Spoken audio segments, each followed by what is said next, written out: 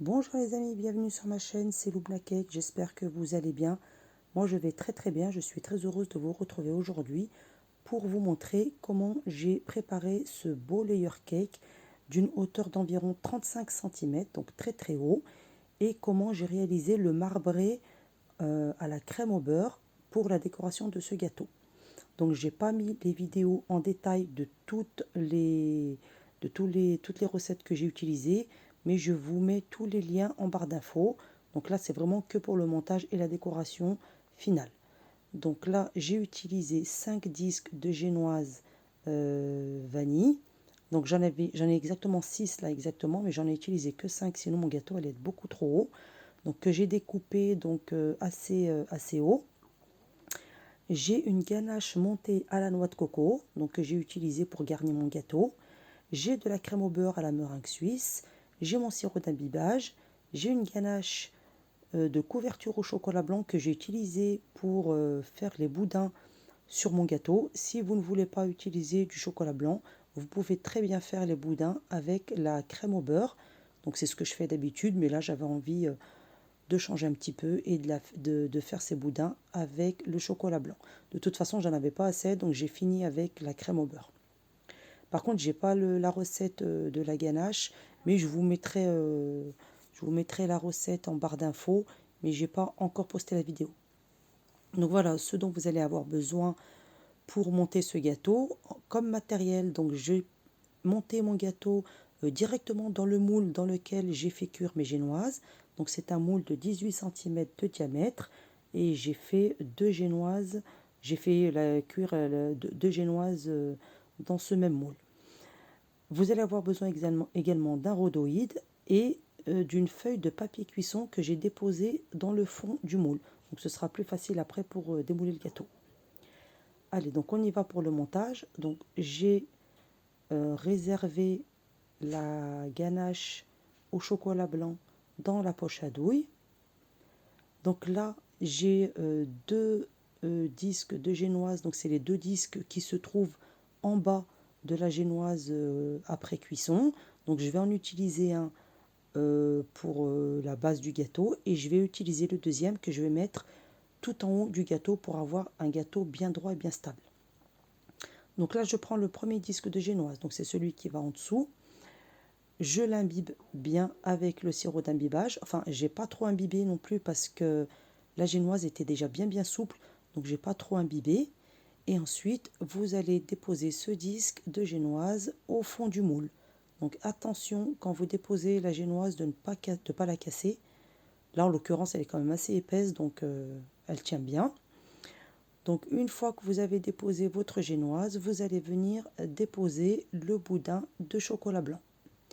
Donc moi j'en ai déposé, j'ai fait deux boudins pour avoir quelque chose d'assez haut.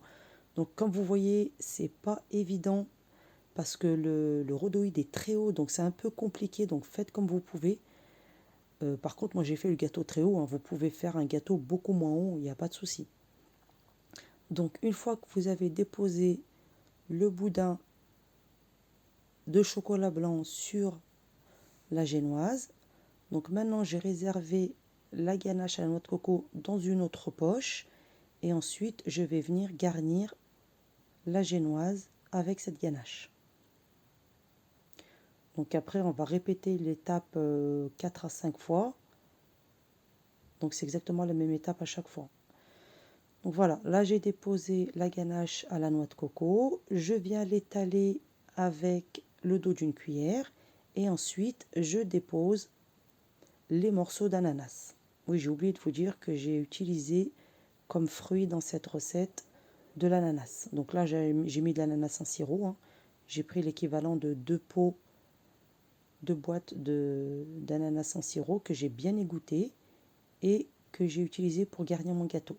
Donc une fois que vous avez bien garni votre gâteau avec les morceaux d'ananas, moi j'en ai mis quand même pas mal pour avoir un bon goût d'ananas. Ensuite, vous remettez un petit peu de ganache à la noix de coco sur les fruits. Vous l'étalez légèrement avec le dos de la cuillère. Donc cette étape, elle est importante, c'est pour faire adhérer la génoise qu'on va poser par-dessus pour qu'elle tienne bien, pour qu'elle ne bouge pas. Donc vous n'êtes pas obligé d'en mettre sur toute la surface, hein. Vous en mettez un petit peu. Ensuite, vous prenez le deuxième disque de génoise, vous l'imbibez, vous le déposez sur le premier disque, vous refaites votre boudin avec le chocolat blanc, vous redéposez la ganache de couvercle, la ganache de la noix de coco sur la génoise, vous l'étalez avec le dos de la cuillère et vous remettez des fruits par-dessus. Et là donc pareil, je vais remettre un petit peu de ganache à la noix de coco, je l'étale et ensuite je répète la même opération jusqu'à la fin. Donc là voilà, j'ai terminé de monter mon gâteau, donc j'ai répété l'opération 4 ou 5 fois, je ne sais plus. Et là maintenant je vais venir déposer le dernier disque de génoise. Donc voilà, vous voyez c'est le disque de la deuxième génoise que j'ai fait cuire. Donc j'ai pris la base de la génoise et maintenant je vais la déposer tout en haut de mon gâteau. Donc vous l'imbibez pareil et ensuite vous déposez sur le gâteau et vous appuyez légèrement pour bien faire adhérer la génoise à la ganache. Donc une fois que vous avez terminé, donc vous regardez, moi en fait le rhodoïde il était un petit peu large, donc j'ai dû resserrer légèrement à la main pour bien faire coller en fait le boudin de ganache. Et ensuite j'ai déposé mon gâteau au congélateur pendant environ 1 heure à 1 heure et demie. C'est très important que le gâteau soit bien froid, que la crème au beurre, que la ganache fiche bien pour pouvoir ensuite manipuler votre gâteau. Donc là vous voyez, je le prends avec beaucoup de facilité vu qu'il a bien durci, donc du coup il est très facile à manipuler. Donc ensuite j'ai pris mon disque de présentation, j'ai mis un petit peu de crème au beurre dessus et j'ai déposé mon gâteau. Donc là vous voyez, on a un beau gâteau qui est quand même très haut avec 5 disques de génoise, donc du coup j'ai pas mis le sixième. Donc ensuite j'ai pris la crème au beurre à la meringue suisse que j'ai mis dans une poche et que je dépose tout autour du gâteau. Donc vous en mettez vraiment de partout sur tout le gâteau.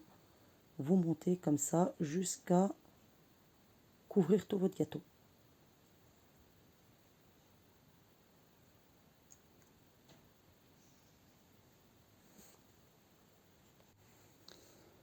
Voilà, et maintenant à l'aide d'une spatule, je vais commencer à lisser la crème au beurre. Donc on commence à bien l'étaler. C'est pour faciliter ensuite le lissage avec la palette tout à l'heure. Donc vous étalez bien toute la crème au beurre. Vous finissez de déposer la crème au beurre sur tout le gâteau.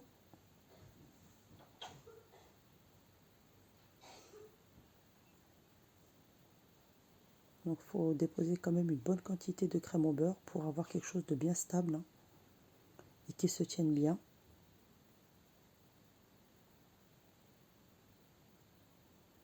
Voilà, donc là j'en mets bien de partout, sur toute la hauteur du gâteau. Donc je vous mettrai toutes les quantités et tous les liens des différentes vidéos en barre d'infos. Donc comme je vous disais tout à l'heure, si vous faites un gâteau beaucoup moins haut avec 3 disques de génoise, donc vous diviserez les quantités. De toute façon, moi je vais vous mettre la quantité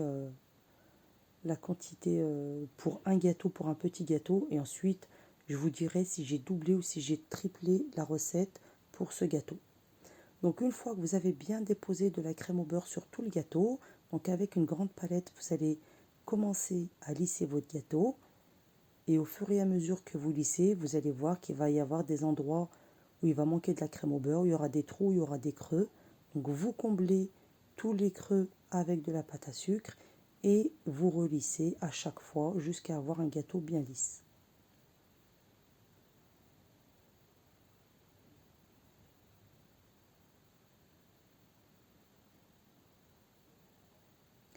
Voilà, ensuite vous lissez bien le dessus. Donc là vous voyez, même ma palette elle est trop petite alors qu'elle d'habitude elle est beaucoup trop grande. Et du coup là, Elle est plus petite que mon gâteau, mais bon, c'est pas un souci. Vous allez réussir à lisser quand même le gâteau.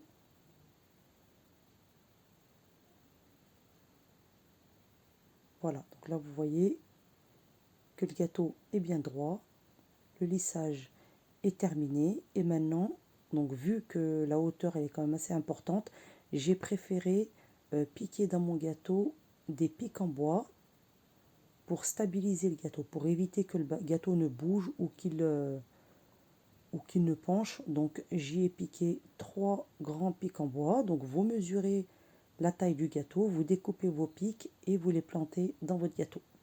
Donc moi j'en ai mis 3, ça suffit. Le gâteau tient bien, il était bien stable, mais par sécurité, il est préférable de mettre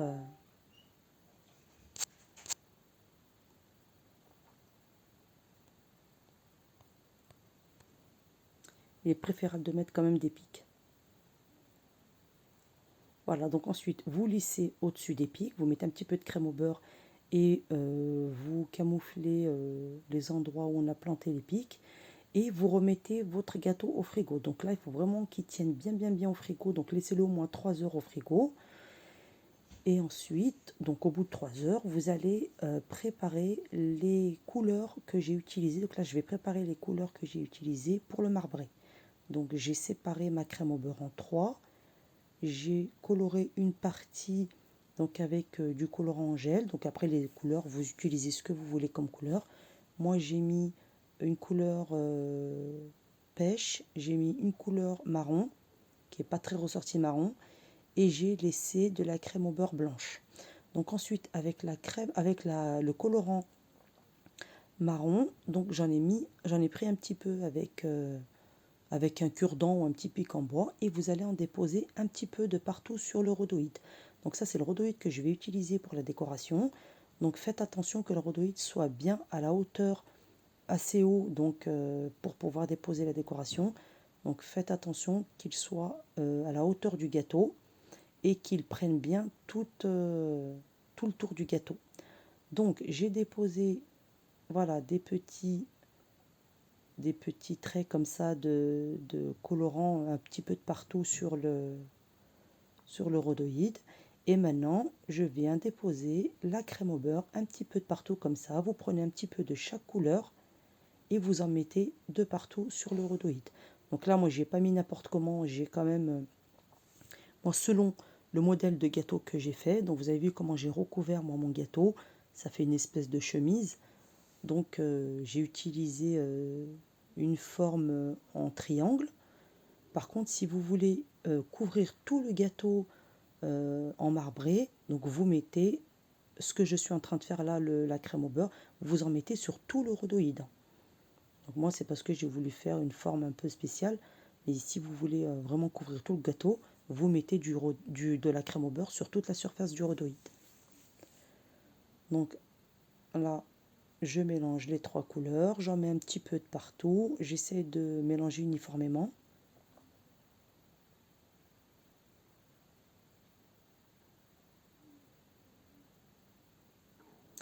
Et ensuite, je vais étaler comme ça avec ma spatule, je vais étaler légèrement la crème au beurre. Donc là, on dirait pas que ça fait un marbré, hein, mais de l'autre côté, vous allez voir qu'on verra bien le marbré. Voilà. Donc vous ne faites pas une grosse épaisseur, vous laissez quand même au moins 1 millimètre d'épaisseur. Donc voilà, une fois que vous allez étaler la crème au beurre sur le rhodoïde, vous allez... Donc là, j'ai pris un disque de présentation assez épais. J'y ai mis un petit peu de crème au beurre par-dessus pour bien adhérer le gâteau. Et ensuite, je sors mon gâteau du réfrigérateur et je viens le déposer sur mon disque de présentation. Une fois que le gâteau est bien centré sur le plateau, vous venez déposer directement le rhodoïde avec la crème au beurre sur votre gâteau. Donc vous voyez la forme que j'ai voulu moi faire pour mon gâteau.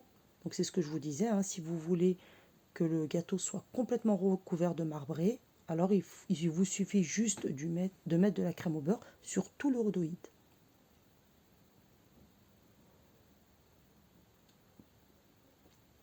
Donc ensuite, vous plaquez bien le rhodoïde sur le gâteau. En plus, le fait que le gâteau soit bien froid, que la crème au beurre a bien figé, donc vous allez avoir beaucoup de facilité à travailler.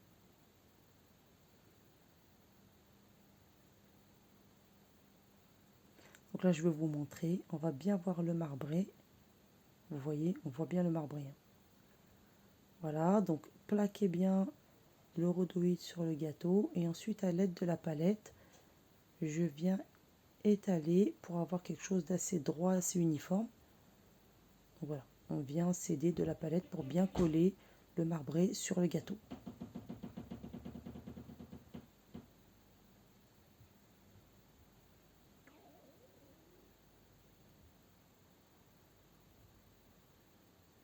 Donc essayez de ne pas avoir quelque chose de trop épais et pas quelque chose de trop fin non plus. Donc une fois que la décoration est bien plaquée sur votre gâteau, voilà, essayez quand même de bien appuyer pour que ça tienne bien.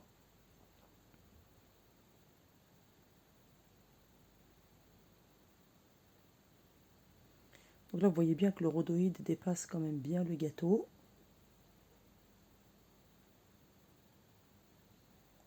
Voilà, donc une fois que j'ai terminé de déposer le marbré sur mon gâteau, donc je ne touche plus et je vais remettre le gâteau au frigo pendant au moins 2 heures. Donc au bout de 2 heures, je récupère mon gâteau du frais et je vais venir retirer le rhodoïde. Voilà, donc vous allez délicatement, donc il est important de bien laisser le gâteau figé, bien refroidir pour qu'on puisse retirer tranquillement le rhodoïde. Et là, vous voyez, on voit bien le marbré à l'extérieur du gâteau et on voit bien les petites marques de marron foncé, le colorant qu'on a déposé comme ça avec le cure-dent sur le rhodoïde. On voit bien là les traces du marbré. Voilà, ça fait un joli effet. Et donc maintenant, je vais venir retirer un petit peu de la crème au beurre qui est au-dessus du gâteau parce que ça fait trop, ça fait pas joli. Donc vous venez découper comme ça, pas très droit, il ne faut pas que ce soit droit justement. Vous essayez de découper un petit peu n'importe comment. Voilà, pour faire un petit effet de décoration. Donc attention, si votre crème au beurre n'est pas assez figée, remettez votre gâteau au frigo quelques instants. Voilà, donc là, j'ai fini de découper la crème au beurre. Donc j'ai enlevé le surplus pour faire une petite décoration sur le dessus. Et donc là, je vais prendre de la poudre dorée, donc de la poudre alimentaire dorée, que je vais mélanger avec de l'extrait d'amande, ou de l'extrait de vanille, ou de l'extrait de citron. Donc vous mélangez avec la poudre, vous mélangez bien au pinceau, et ensuite je dépose le doré tout autour du gâteau, sur tous les contours du gâteau. Donc moi j'ai mis du doré, vous pouvez mettre du gris, vous pouvez mettre du blanc, vous pouvez mettre ce que vous voulez comme couleur. Donc là j'ai mis du doré pour faire bien ressortir les contours.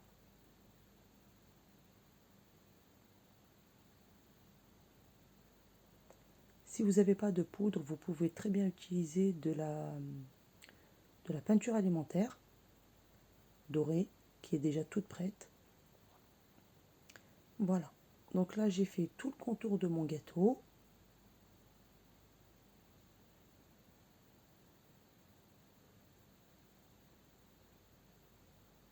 Je termine les petites finitions et là maintenant je vais venir reprendre les contours du marbré. C'est vraiment pour faire quelques reflets sur le marbré. Après ça vous n'êtes pas obligé de le faire, mais ça donne un joli rendu. Donc vous ne faites pas tous les contours, mais vous en faites quelques-uns, vous suivez quelques lignes avec le colorant doré. Pas le colorant, avec la poudre dorée, pardon. Voilà, donc j'en fais un petit peu par-ci par-là. Voilà, c'est pour faire ressortir un petit peu le marbré. voyez, c'est léger, mais c'est très joli. Et donc là, voilà, là j'ai terminé donc la préparation du gâteau. Maintenant, il ne me reste plus qu'à déposer les éléments de décoration. Donc moi, j'ai décoré avec des pampas, avec des macarons. J'ai fait quelques rosaces avec la crème au beurre colorée que j'ai utilisée pour faire le marbré. Donc vous la reprenez, vous faites avec des rosaces. J'ai mis un petit peu de poudre sur un pinceau et j'ai saupoudré comme ça avec un gros pinceau, donc pour déposer un petit peu de paillettes sur le gâteau. J'ai mis mes macarons. Donc après la décoration, vous décorez comme vous voulez. J'ai mis quelques petites feuilles d'or pour faire ressortir un petit peu la décoration. Et j'ai mis un petit topper Happy Birthday. Voilà, donc j'espère que cette vidéo vous a plu, j'espère que ce gâteau vous a plu, que les explications sont claires, que vous allez pouvoir le réaliser sans problème. Donc je vous mets tous les liens en barre d'infos pour toutes les recettes que j'ai utilisées pour ce gâteau. J'espère que cette vidéo vous a plu. N'hésitez pas à vous abonner à ma chaîne, n'hésitez pas à liker la vidéo et à activer la chaîne des notifications pour recevoir mes prochaines vidéos. Je vous dis à très bientôt. Merci. Bye bye.